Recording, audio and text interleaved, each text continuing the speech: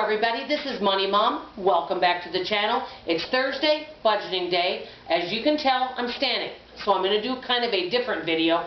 I'm going to talk to you guys today about the cost of being fat. Yes, you heard me right. And I'm specifically talking about myself, no one else. So if anyone gets a little upset or offended, remember, this video is about me. You know what? I've been on YouTube a year and a half, and I want to start doing more raw, honest, and more vulnerable videos. I really feel that this video I'm about to do, I am hoping and I'm praying with all my heart that it can minister and help somebody out there. As you guys know, and by looking at me, that's why I'm standing, I am fat. I have chosen to be fat. I don't have any health issues that cause me not to be fat. It is my own doing.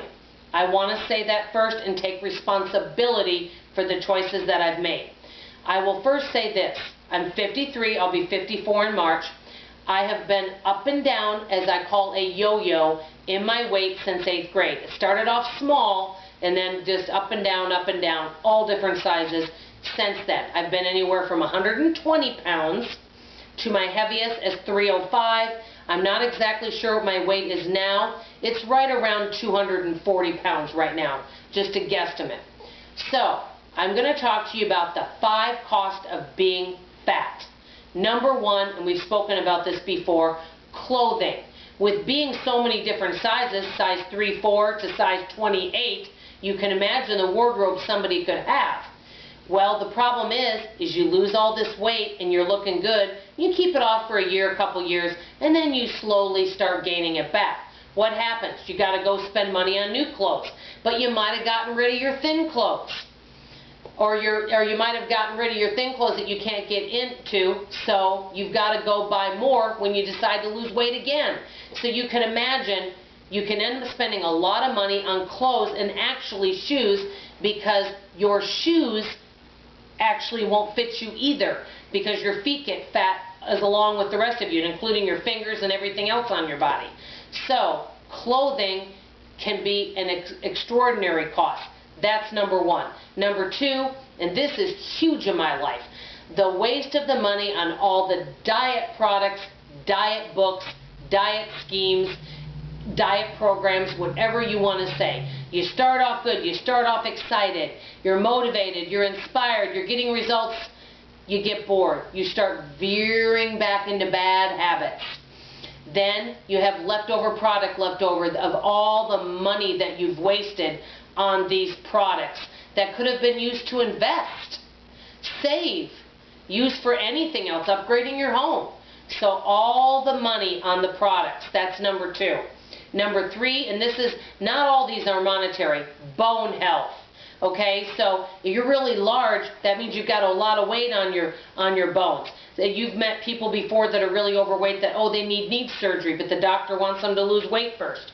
Well, when you get up from a chair, you're like walking like this. You feel like an old person because you've got the inflammation, and your body is not meant to carry that much weight. And so you've got swelling in your ankles and your feet. So basically, bone health, that's number 3. Number 4, overall health. And I'm going to tell you guys a story. Before I became really overweight, maybe like 9 years ago, I had, like, I thought, normal blood pressure, and then I just kept going up and down in my weight. And when you're young, it doesn't affect you as much. But once you start getting in your 40s and above, from my personal experience, it has a lot bigger effect.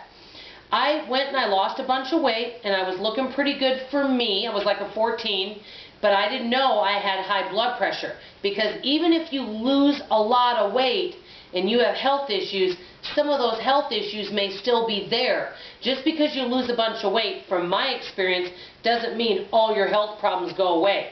Sometimes, unfortunately, the health problems stay with you, and it may be a little too late. I'm just being totally frank with you guys. Because of that, about 3 years ago, I didn't know I had high blood pressure. It went undiagnosed. Even though I was down on my weight, I wore about a 14, I had a stroke behind my eye, and I've lost partial sight in this eye. Now, do I know that if I would have stayed thin all my life that I wouldn't have had high blood pressure? No, I do not know that for sure. But I have a good feeling that I wouldn't have.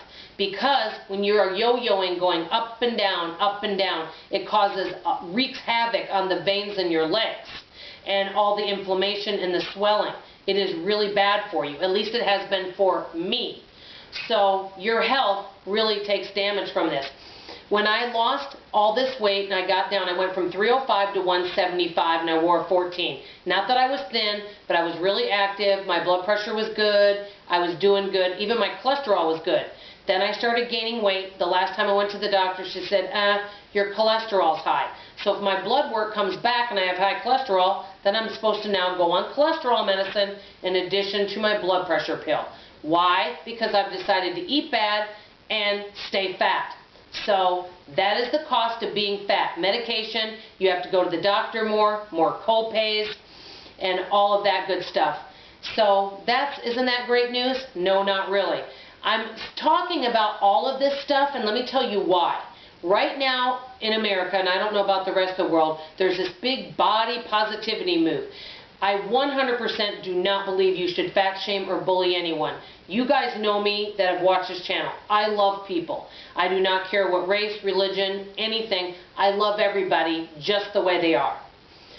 Well, I don't believe in bullying anyone at all or making anyone feel bad. I like to be an encourager. But if you are really overweight, you may not think it affects you now, and you may be positive about your body. But when you get in your 40s and 50s, you may be okay, but you may end up having health issues like I did, because it didn't affect me when I was in my 30s or 20s, or so I thought. But once you get in your 40s, it does have a big effect. So the body positivity, it sounds wonderful, but in theory, as you get older, all that weight on your bones and your blood work, your blood pressure, your sugar, your cholesterol, it could affect it and do some serious damage. The other thing, and I put this down as number 5, it's not something you buy, it's time. I don't know, only God knows how long that I will live. Maybe I'll only live to be 54, maybe I'll live to be 100, that would be a blessing. But because I have chosen this lifestyle, which I blame on myself, I have no one to blame but me, and I take on ownership and responsibility for that. Because of that, I may have lost some years of my life that I can never get back. Yes, I can go on and do great things, and I'm not having a pity party at all. I do believe I can, and I'll get to that part at the end. But I want to say this. I know in the comments below, I may get some people that say, well, Dawn, why are you moaning and groaning about it, and why don't you do something about it and quit complaining and doing this video? You know what? The bottom line is this. There's folks out there that maybe are smoking, and they have people that say, you need to quit smoking. There's people out there that are in a bad relationship. They could have someone say, get out of that relationship. Someone that's in a bad financial position. You need to start budgeting. You could tell people all day long what they need to do. Unfortunately, many of us are stubborn. We don't make positive changes in our life until it's too late or the damage has already been done. I know you can't look back, and we can't turn the clock back, and all we can do is go forward.